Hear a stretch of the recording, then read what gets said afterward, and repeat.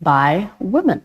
So you can imagine 40% of women are involved in business. Actually, in Uganda alone, 44% of businesses are owned by women, and STEM women that are entrepreneurs supply only 1% of the market due to various barriers. And of course, yeah, there is a lot of hindrances for some women, but that is how the statistics are standing. At least women are more involved in day-to-day activities compared to the 90s, the 18th. Yeah, we feel women are doing tremendously, mostly in line with business. Most of them, if you look at the SMEs, the small medium enterprises, most of them are occupied by women because they feel probably that's the best, that is what they can actually afford to do. Well, of course, when you look at the different hindrances that are faced over time, we see that women are participating actually very great in Uganda, and of course they're always challenged due to the fact that most of them are into the informal sector. So resources, capital, financing is usually a hindrance, for the different startups that we, come to think of. If you go across the streets of Kampala, you'll find the majority of businesses are in for women, starting from those that are selling produce to those that are selling merchandise, food, and the likes. So population of business is highly occupied by women. But like I said, the challenge they usually face is the challenge of resources. Financing is a little bit challenging because most of them, a certain percentage of women in Uganda, I must say, some of them are single mothers, some of them are orphan, widowed, so they're a bit challenged. And of course, when it comes to vulnerability, we've seen us being a younger population and us the majority of kids now being born mostly are girls, so you can imagine. So they're the ones that face most of the challenges, I must say, in life, ranging from early pregnancy to school dropout. And where do you think most of these go to? They opt for businesses. So, like I said, challenges regarding finances are really hindering them. And of course, you can't rule out the fact that there's some areas where the Richard really harnessed the gender equality. I must say there has to be a balance. Women have, most cases, complain about payment because some of them are not paid equally like men should be, and even in sports, even in our day-to-day activities. So that's one of the challenges I can say that women are facing. Good morning, Andrew. Good morning, Marcia. Yes, it is a lovely Monday. Absolutely. Yes, it's a lovely Monday. And of course, according to the Uganda Meteorological Authority, we are likely to face heavy rains. Yes, so we have to anticipate for seasonal change. Yeah. I don't know now for the farmers out there what they must be thinking, because it's going to be a turmoil till May, till May. Absolutely. It's, really all of the seasons have really entirely changed in all perspectives. But anyway, addressing that, it's the responsibility for every, of course, Ugandan to be cautious. Today we're talking about women. This whole week we're dedicating it to women. And we've seen about 44% of businesses are owned by women in Uganda. Yeah, 44%. And also, if you're to also imagine, because 90% of the businesses within the private sector are small businesses. Last time we are, of course, reviewing aspects of small, micro, small, and micro, intermediary, and small. And you get to realize that on the 90% of the micro, small, and medium enterprises, 58% are actually owned by women. So you find that even in the small businesses, women are owning the most. But as you see these businesses proceed from micro to small to now intermediary, women get out of the picture and now men start to take control. But of course, there are quite various reasons, underlying factors that could befall this, because in the first place, most of the businesses that are done by women. You mentioned something about a lack of access to collateral.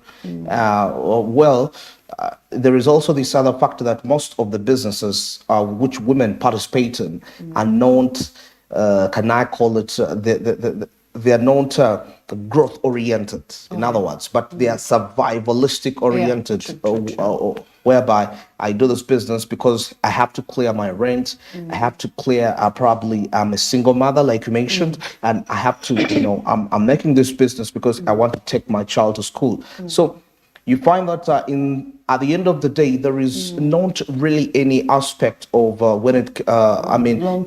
long-term perspective that I can see this business transit. If it's a chapati store, I can see myself having another store, and then transitioning to provide even coffee, tea, and all that. It's not entirely in the picture. So I think that also explains the narrative of women entrepreneurship. I do understand, because now the reason as to why we have very many women participating in business is just that it's another alternative for them.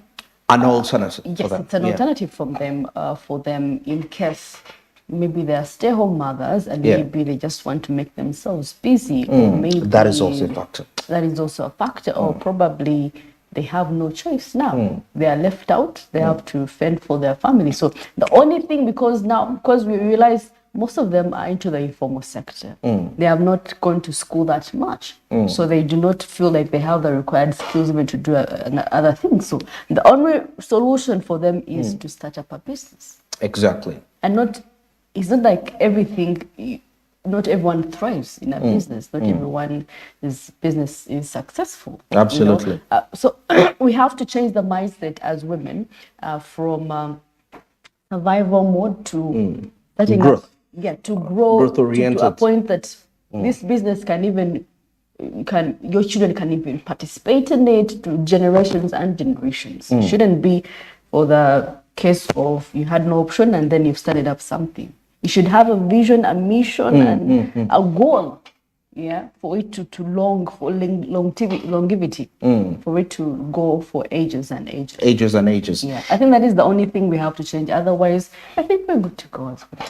Yeah, we're good to go, because even when you look at Africa, we are one of those top 7 countries that have encountered what we call gender priority, whereby we see lots of women are in position to actually start up businesses.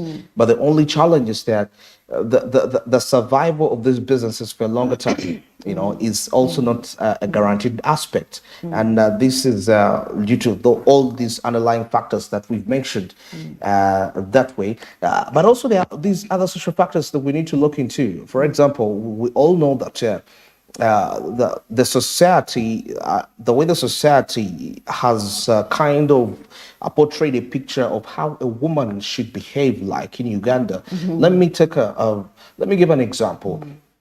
When it comes to women entrepreneurs, probably those that are married and they have children, they don't, they are limited to the time, first of all, they should leave home and the time they should really leave work. So they have to leave work because they have to go take care of their husbands. So they have to close their shops a little bit much more earlier. Same applies to the morning hours before they leave work. They leave home to report to their business. They have to first take care of their husbands, and I need to make him this and all that. So before you know it, the time that you give to your business is literally limited. Okay, it may not be a big issue for the morning hours, but at least for the late hours in the night, because people still, it may not be actually necessarily for the lady to operate in the night economy, but at least if most of the women most probably by 5, they would be looking at their shop, whatever the business, or they have to run away from home.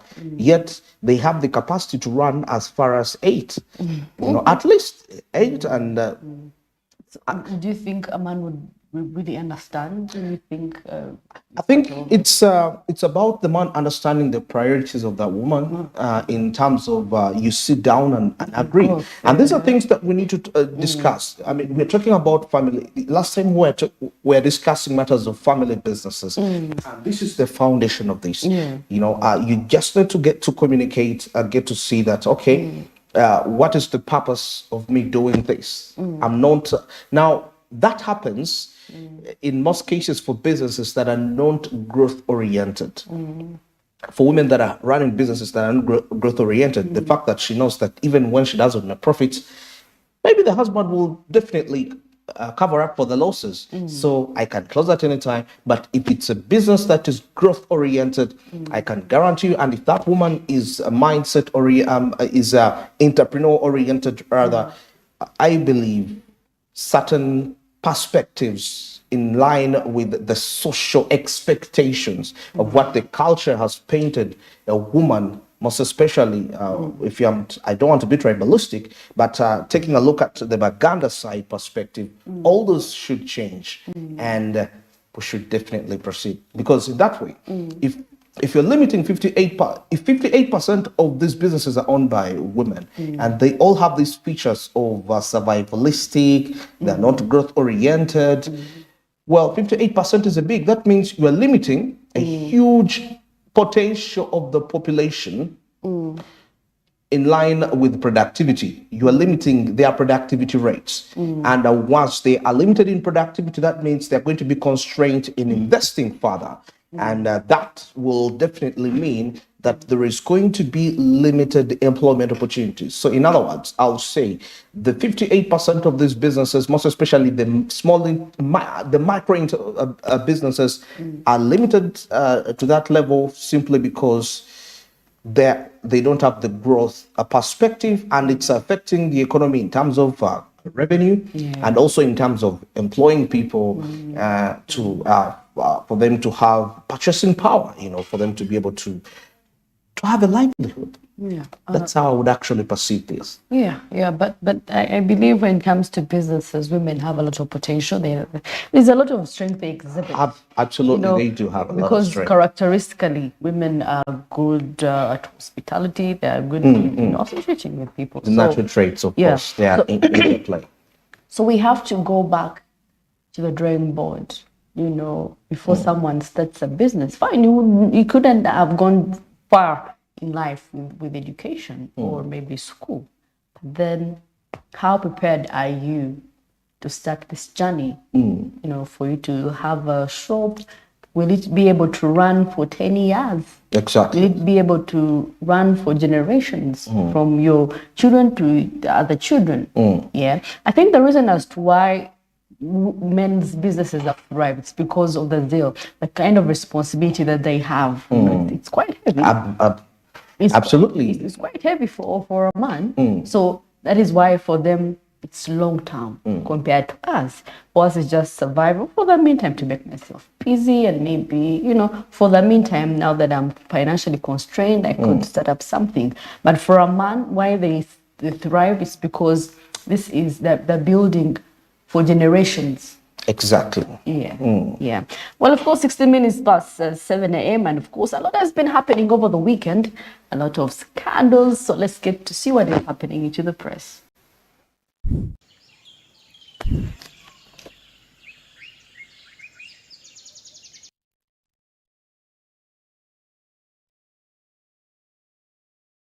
As we read what is happening, questions linger over Parliament spending, and of course, Parliament says documents on per diem are forgeries. Wow, a lot of spending is being propped now. These parliamentarians, actually choose to spend their money, and of course, and expect heavy rains this month. Experts have continued to warn us. So carry your jacket, carry your umbrella, have it as if it's your bag. Have it on you as if it's your bag. So do not be surprised anytime from now if you see it raining abruptly. And of course, see what the 1.7 billion paid to legislators. What could do, and of course, I'm seeing girl child, I'm seeing security, healthcare, road security, and agriculture. So it's a full detail on how they spent the 1.7 billion on lobbying for their communities, probably for their districts. 1.7 billion. Well, and of course, taking a look here at the new vision, 2,500 small scale farmers to benefit from agroecology project, and seeing Museveni wealth creation message to change the lives of people. Yes. Now, something also here, as Ochola expected to hand over office today. You'll find out that when you grab yourself a copy. And the fisherman loses arm in a crocodile attack.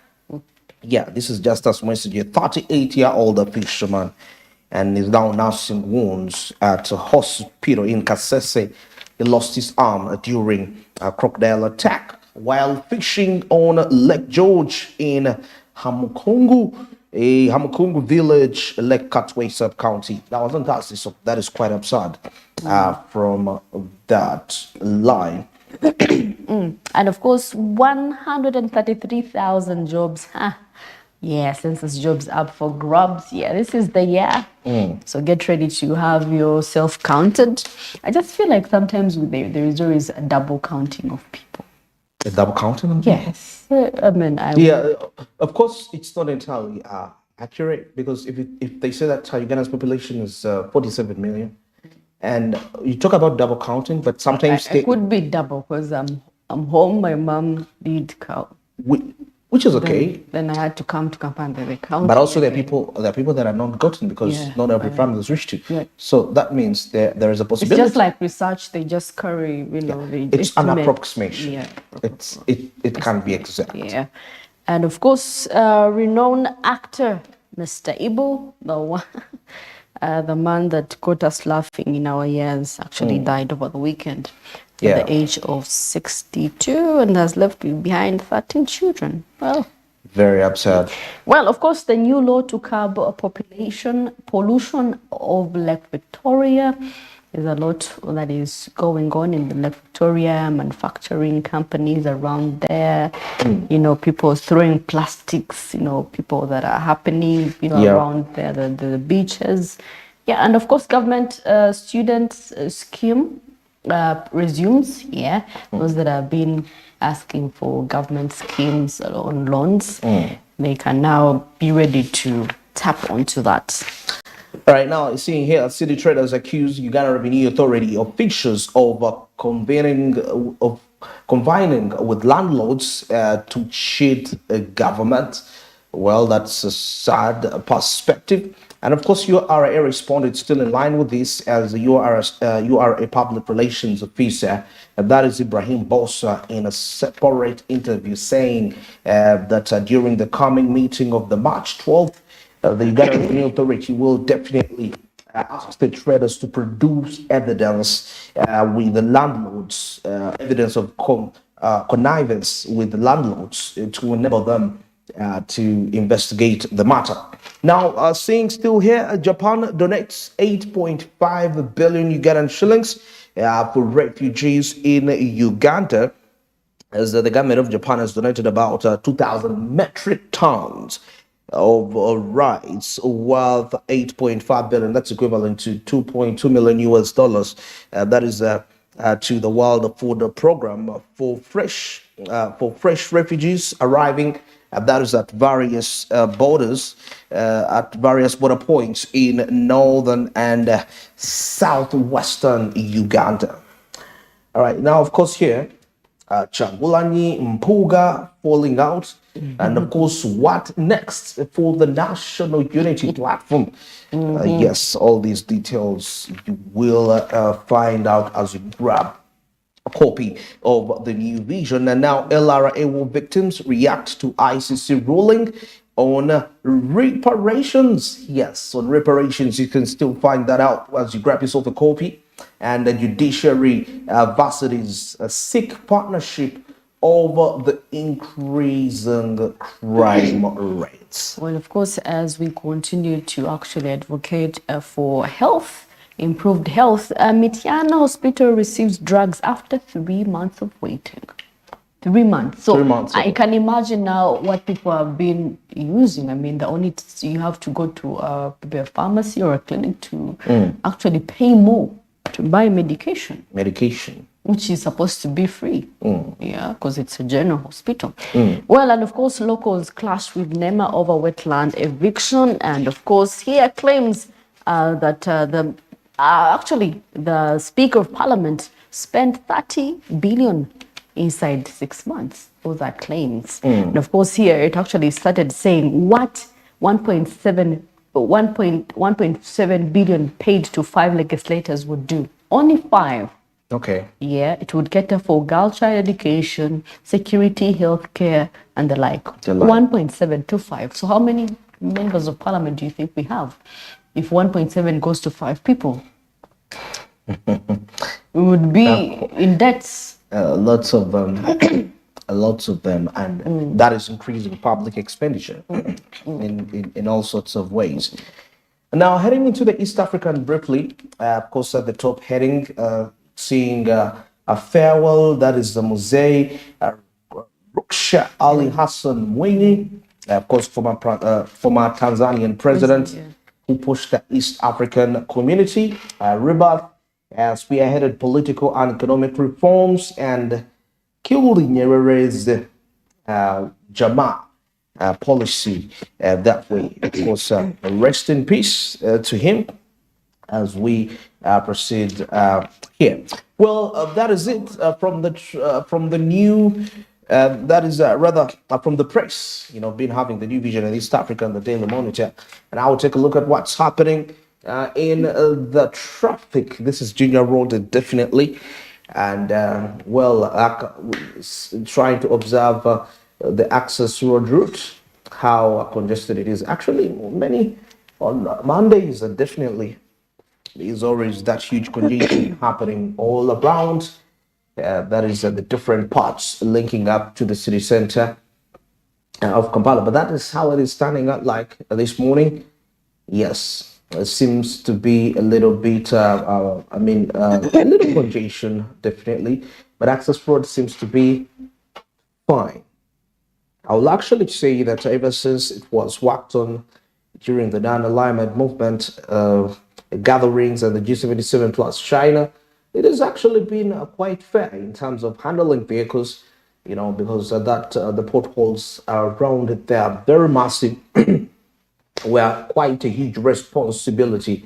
We're widely responsible for the little delays that used to happen. That is alongside that route that it's improving. And now taking a look at the vehicles in here from Yusuf Lule Road, of course, having linked up from Garden City to Nile Avenue, sticking straight through there, and they are probably heading towards Access Road, and they'll be crossing that roundabout. So you just have to be patient. Just count yourself about 5 to 7 minutes, or maximum could even reach 10 to 15 minutes for you to be held in this jam before you're set free to get to any other destination. And now that is the vehicles from Kampala Road across Virginia Road, quite a smooth run, but there is always a way you can pass via the Garden City Road, link up to Yusuf Lule Road. Link up to Yusuf Lule Road, then you come straight and continue. That is if you're coming in from Kampala Road heading towards Jinja Road. You may not have to be held. Sometimes when you're held by the lights, it will be quite some time for you. Maybe if you're really patient, you're not in a rush, then it could be. But if you're in a rush, you have to get a shortcut by there. And Yusuf Lule Road seems to be free. Doesn't have any jam. Just a few vehicles in there, but seeing a bunch of them coming in from Yusuf Lule Road side. I'm talking about those that are proceeding to Jinja Road, unlike those that are using Yusuf Lule Road and they're proceeding to Access Road. That it's a different case. And now, like I told you, you pass via the Garden City Road, link up to Nile Avenue, and you'll be able to get out of there, continue straight. That is if you're coming in from Jinja Road and you don't have to wait other traffic lights to hold you for quite a very long time. I think that would be a great option for you to proceed efficiently. Well, that is the situation like on Port Bell Road, Jinja Road joining Kampala Road, and you see a congestion all the way. That is talking about vehicles that are coming in from Bogolobi, linking up straight to those that are coming in from Nakawa. Well, exactly 3 minutes. That is 27 past 7. We'll take a short break for now, and Smart Means Business returns with Caribbean Stock Market and the international update. Stick around.